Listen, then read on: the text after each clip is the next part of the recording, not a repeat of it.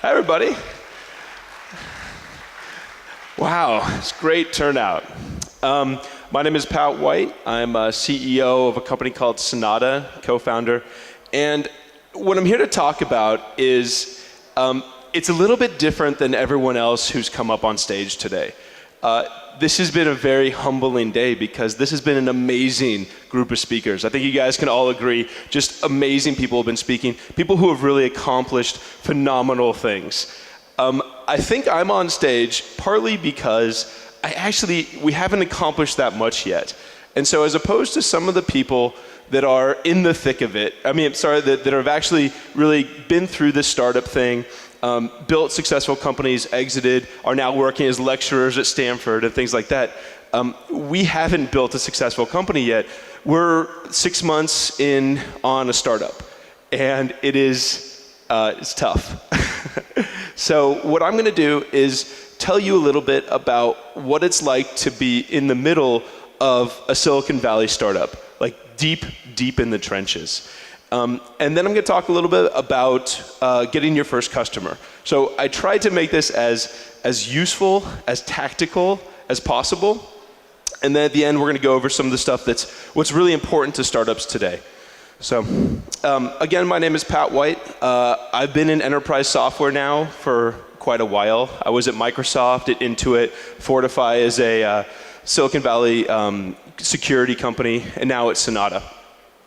And so Synata really was started about a year ago in September. So September 2012, we got started.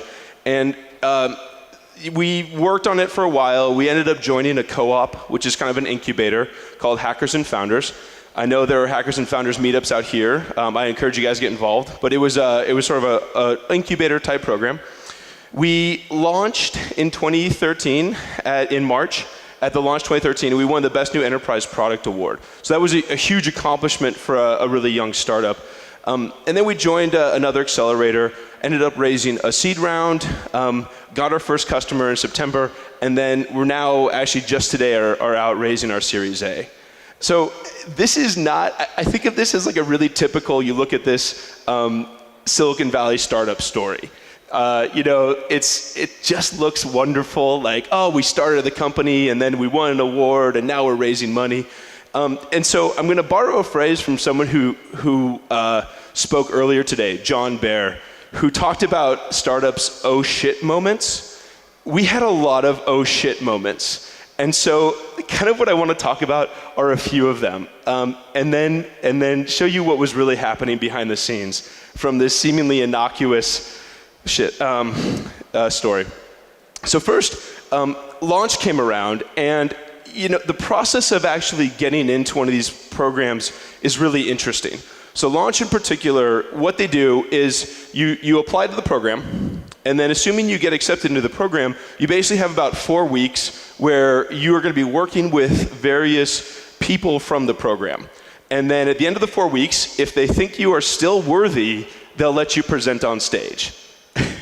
So I found out on Friday that we had gotten in, and on Monday I was supposed to do my first session with a guy named Jason Calacanis, who is actually the guy who runs the launch conference. So over the weekend we all crammed. We weren't really ready for it. We actually had a hackathon, got all of our buddies together, pulled in people from all across the country, and we madly built this product.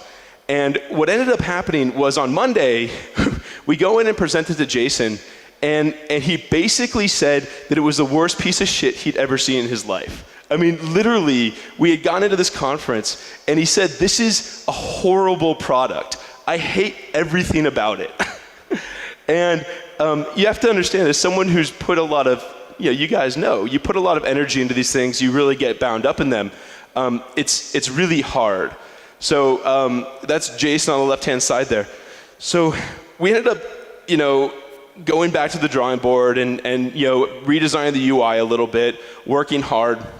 We had 3 more sessions with him, and in the next 2, it was like incremental improvements. I mean, he basically went from this is the worst product ever to like this product still sucks, but it's not the worst product ever, to like, okay, I kind of think this is interesting, until finally literally the day before the launch festival, he's like, okay, I think you guys can actually do this. Like, we're going to put you on stage. So we got on stage, and we present, and then as soon as we had actually gone through the presentation, it wasn't a great reception. So Calacanis still really wasn't that enthralled with what we were doing. So he kind of, shooed us off stage really quickly. The jury that was judging it asked like 2 questions, but didn't really give a shit. And so we went through all this, and like we're still trying so hard, but it just wasn't, it was still a lot of downhill slope on this stuff. It wasn't feeling very good.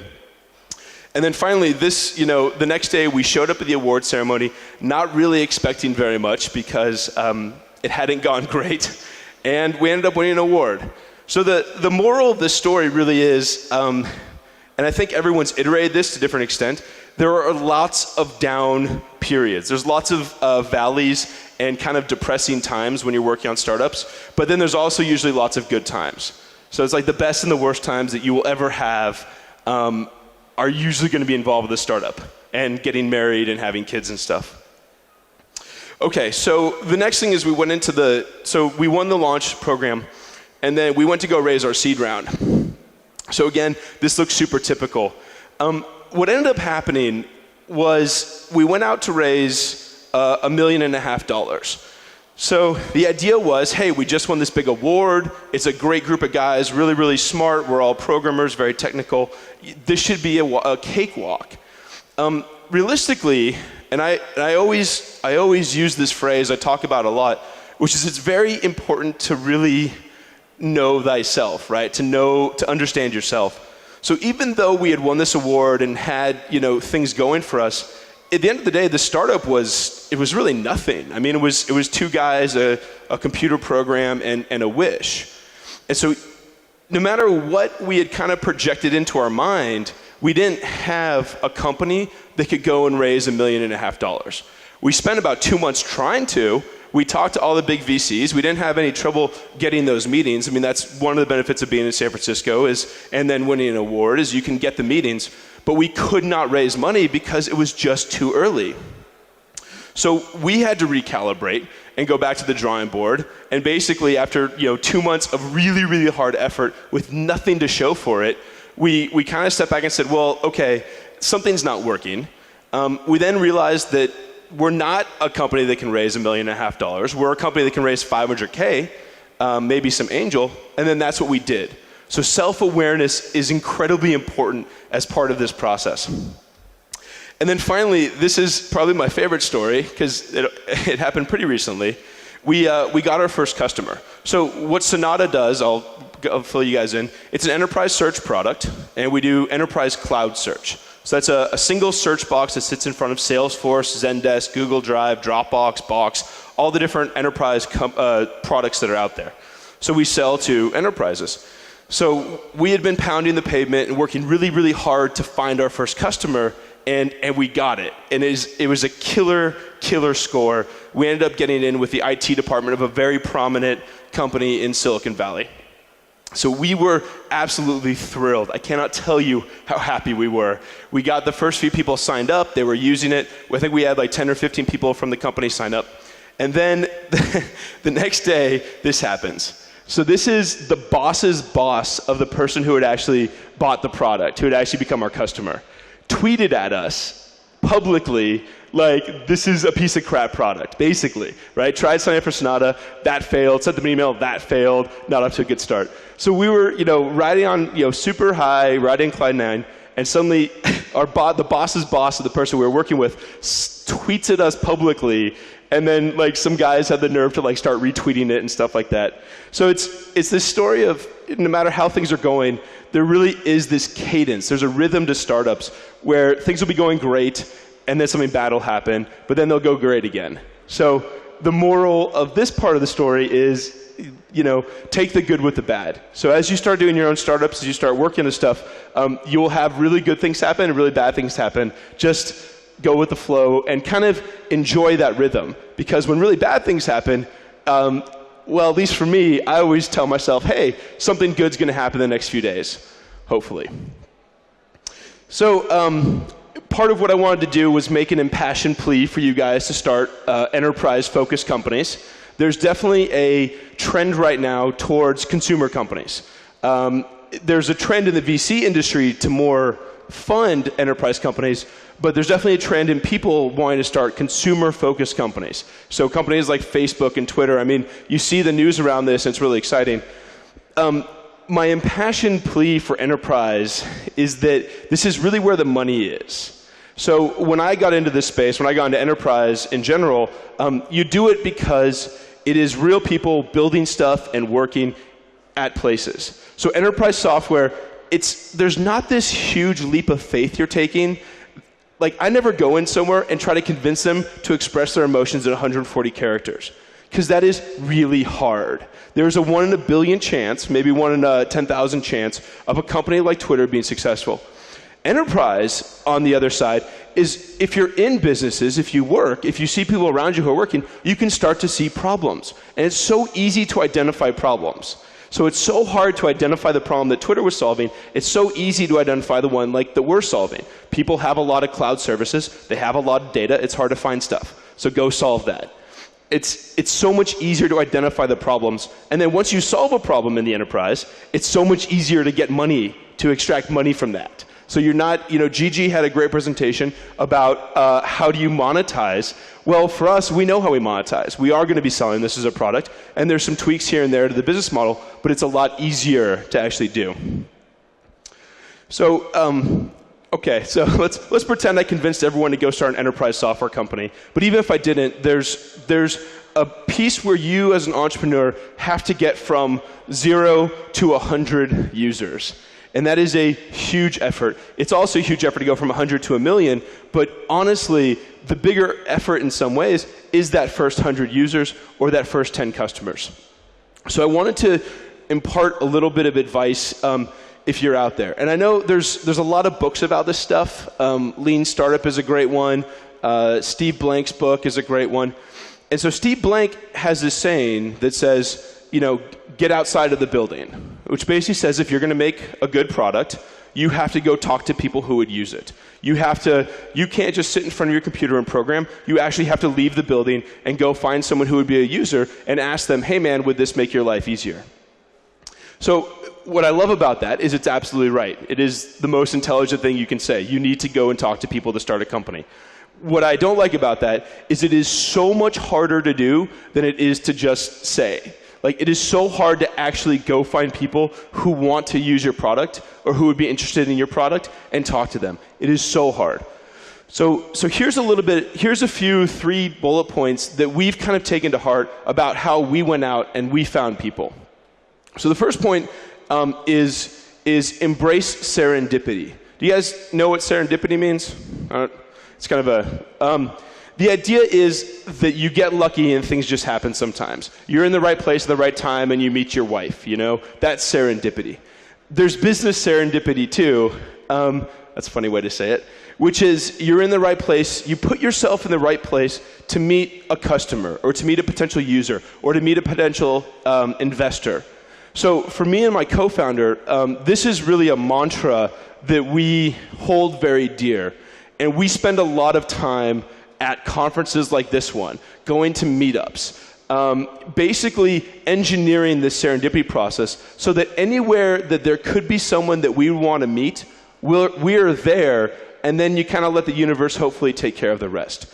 So the main takeaway here is really you have to go to a lot of things. You have to constantly go to meetups, go to any events that companies are putting on, go to conferences like this one, go to hackathons. I'm here this weekend. My co-founder is actually back in San Francisco at a hackathon right now. Do these things because it is just phenomenal, the lucky things. Literally the first 3 customers that we have, we all met from either meetups or like just random places that you wouldn't expect to meet people. So do that. If you are, seriously considering kind of an enterprise software business, you have to be on LinkedIn. And then there's great ways you can actually use LinkedIn to find new customers. So LinkedIn has, in messages, which is you can kind of pay for it, but people are actually really receptive to them if you reach out to them, be very brief, have very specific requests, and are very nice, kind of appeal to the, either their expertise or whatnot. So this is a phenomenal way to get into really high-ranking people at organizations that you might think that you would not be able to get to just through LinkedIn messages. And then finally, this is a fun slide. Be very, so part of the process of any software is social proof. So that is to say, it's, you use Twitter because your buddies use Twitter. Enterprise software is no different. You have to have proof. When someone sits down to use it, they're going to invest time in your software. So you have to have proof that it's actually worth using. So social proof for us, the catch-22, the contradiction of social proof is it's really hard to get social proof it's really hard to get customers until you have social proof. It's really hard to get social proof unless you have customers. So you kind of have to fake it till you make it in some ways, which is give away your product. Give it away to anybody that will use it so that you start to get some users. And really optimize for referrals over money. So even though we talk about how we can charge in enterprise software, you can charge for the product and things like that. We give away a lot of product because we want to have a really, really good logo on our website, and then we want to be able to get referrals to other companies. That's really important. So work really hard to get that first social proof. So kind of at this point, I talked a little bit about what we went through personally as a company, some of the trials and tribulations we had. I talked a little bit about what it was like to, some feedback about how to actually go tactical day to day and find customers and stuff. And now I want to give a little bit of advice about how to start a company today. So the world has kind of changed a little bit.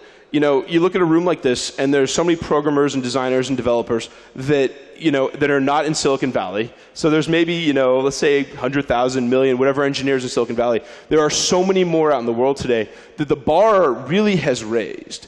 So, and not to be contrarian to what some of the other speakers are saying about, seize the moment and go out and build a great company. It's become very easy to build a great company, but the bar has raised substantially. So if you're going to build a great company, you really have to bring your A game. And there's some things that we think about a lot day to day. So the first one is focus on design. I think this is sort of a more modern trend. I'm not sure if it's quite made it out to Lithuania. I'm not sure if you hear about this a lot. But the most important thing that you can do for your company, that you can do for a product, is have it be phenomenally well designed. Prezi is a great example. Beautiful design. Obviously spent a lot of time on it. iPhone, things like that.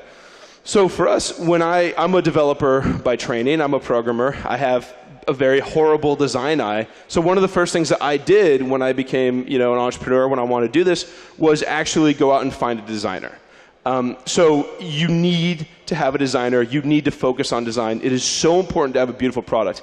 A lot of people right now are talking about how this really is the age of excellence for products. So it used to be okay to release a 4 or 5 product out of 10. That's just not the way it is anymore. You have to release a product that is a 9 out of 10. It has to be beautiful. It has to be functional. This even goes a little bit against what John and Bert were saying around MVPs, which is that MVPs as a minimum viable product are still very important. That's how you get out into the market. What our investor talked about a lot, it's a really insightful thing, is there's a difference between a BVP and an MVP. So a BVP is a barely viable product. So I think what a lot of us, and me included, think of when we talk about minimum viable products is not really minimally viable. It barely scratches the surface of what could be used as a product. And it's not pretty, it doesn't work well. These are the things that make it barely viable.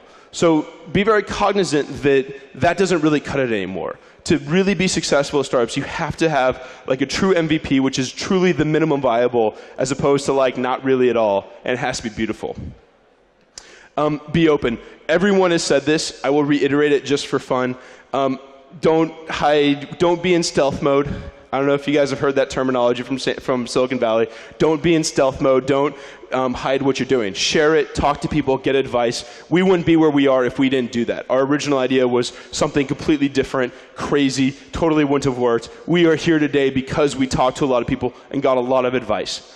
This also goes for APIs. So if you're looking at building a software product, what I always say is when you figure out what your product is and you build that first MVP, the second feature should be a set of APIs. Because the new world is one that's connected.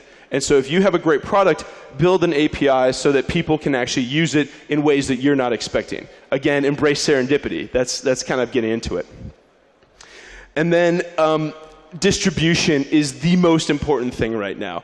There is so much noise in the marketplace. It's so hard. You have to have great distribution. So that means be in all the app stores, as many app stores as you can be. There are hundreds of them out now. So including the Apple Store, Android, but then, Salesforce has a store, and Zendesk has a store, and Atlassian has a store. So be in all the app places, be everywhere. Focus on distribution. And then be diverse. This is our team right now. It's half women. We have a Lebanese guy. We have a couple Indian guys. I mean, we really took it on very early to build a diverse team. And I can tell you, it's been a little bit difficult. Like, you really have to keep it on your mind all the time. You have to work hard on it. You have to tell the recruiters, remind them that there are women out there also, because they won't remind themselves. And it's really important. So this is us at Halloween. I don't know if you guys have Halloween out here, but we all got together and went chocolate tasting or something. And then finally, just have fun. Like, what we do is have a lot of fun. So whether the fun you have is doing puzzles or playing beer pong, I don't know if this has made it out to Lithuania either, or doing the Dance Dance Revolution, have a lot of fun with it. So we at Synata, just as an anecdotal, we try to do a fun day once every 6 weeks. Realistically, I mean, everyone's spoken about how long you work on startups. We work 18-hour days, just like everybody else. And so you start to forget to have fun sometimes. And it's really important as a leader, as a CEO of a company, to remind everyone, hey guys, this is supposed to be fun. I know we talk and see each other all day long, but let's actually have some fun with this. So we do a lot of fun days. I always recommend that as a best practice at companies. And then finally, celebrate everything.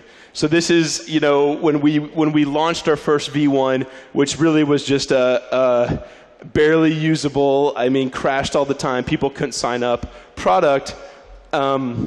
We threw a party, we had everyone sign a shirt, we made a big deal out of it. Because it is really a big accomplishment. It's a big accomplishment to get from zero to anything.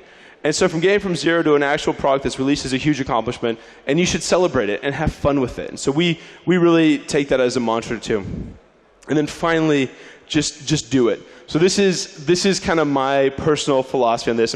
Stole it from Nike, but the best way to get into anything, this is why I think programmers tend to be good entrepreneurs, is that you don't sit around thinking, you don't sit around planning. A lot of programmers will never build a business plan, period. You just start programming. And so this is always my philosophy on this, and it goes against some of the design thinking that Bert talks about and things like that, but it is so rewarding if you have an idea just to sit down and start on it, and that's the only way you're really going to get anywhere. Even if the first idea fails, you got to start doing it. So that's it. Thank you very much, you guys. I really appreciate your time. Thank you so much for coming.